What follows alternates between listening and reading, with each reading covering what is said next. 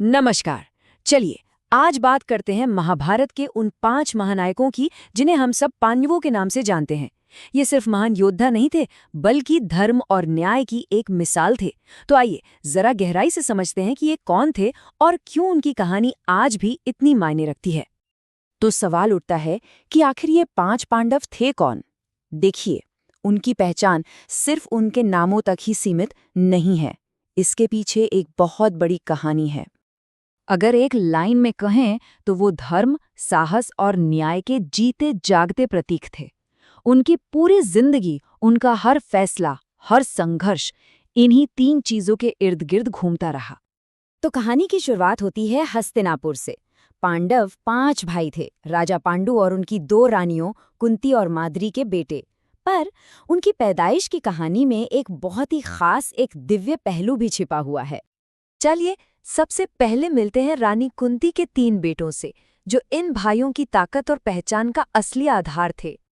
और इनमें सबसे पहले सबसे बड़े भाई आते हैं, युधिष्ठिर, पांडवों के नेता और धर्म के अवतार। युधिष्ठिर की माँ तो कुंती थी, पर उनका जन्म स्वयं धर्मराज के वरदान से हुआ था। और शायद यही वजह थी कि सच और न्याय उनके स्वभाव का हिस्सा था। उन्हें धर्मराज की उपाधि भी यूं ही नहीं मिली। ऐसा कहा जाता है कि उन्होंने अपनी जिंदगी में कभी झूठ का सहारा नहीं लिया। अब आते हैं दूसरे भाई भीम, जिनका नाम ही उनकी बेहिसाब ताकत का दूसरा नाम था। भीम की माँ भी कुंती ही थी और उनका जन्म पवन देव यानी हवा के देवता के अंश से हुआ था। जरा सोचिए, इसी वजह से उनमें तूफान जैसी ताकत थी और इसी जबरदस्त बल से उन्होंने दुशासन जैसे कई अधर्मियों का अंत किया। और फिर है तीसरे भाई अर्जुन, जो शायद सभी भाइयों में सबसे मशहूर और कुशल योद्धा थे। अर्जुन का जन्म देवराज इंद्र के अंश से हुआ था और वो गुरु द्रोणाचार्य के सबसे काबिल शिष्य थे। पर उनकी सबसे बड़ी पहचान एक महान धनुर्धर होने से भी कहीं ज्यादा थी।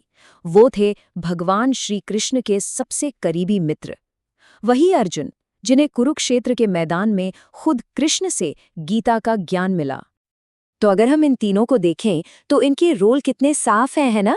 युधिष्ठिर एक न्यायप्रिय राजा, भीम एक शक्तिशाली योद्धा और अर्जुन सर्वश्रेष्ठ धनुर्धर। ये तीनों ही पांडवों की ताकत का केंद्र थे। अच्छा, कुंती के 3 बेटों के बाद अब बारी है राजा पांडु की दूसरी रानी माद्री के जुड़वा बेटों की। इनके पास ना अपने बड़े भाइयों से बिल्कुल अलग, एकदम खास हुनर थे।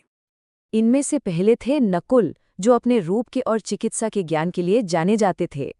नकुल की माँ माद्री थी और उनके दिव्य पिता थे अश्विनी कुमार, जो देवताओं के वैद्य माने जाते हैं। और इसी वजह से नकुल को भी चिकित्सा के मेडिसिन की बहुत अच्छी समझ थी। वो खूबसूरती और सादगी की मिसाल थे।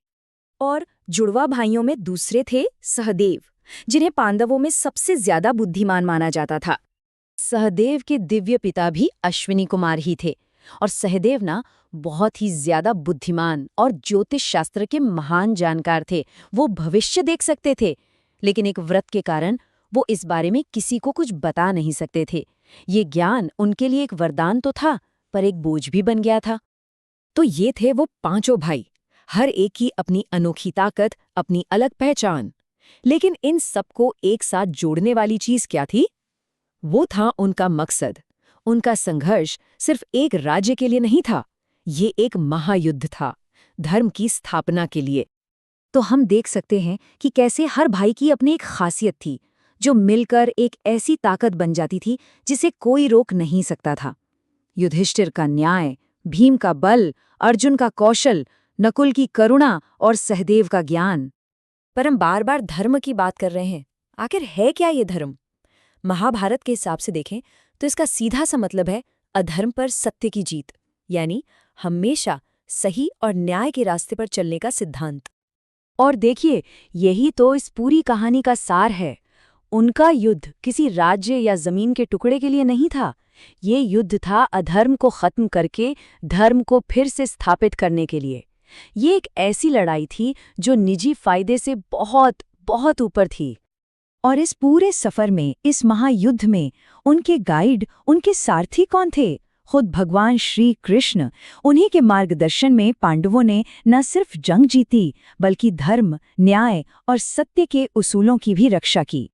पांडवों की ये कहानी हमें एक बहुत ही गहरा सबक सिखाती है कि सही के लिए खड़ा होना कितना जरूरी है।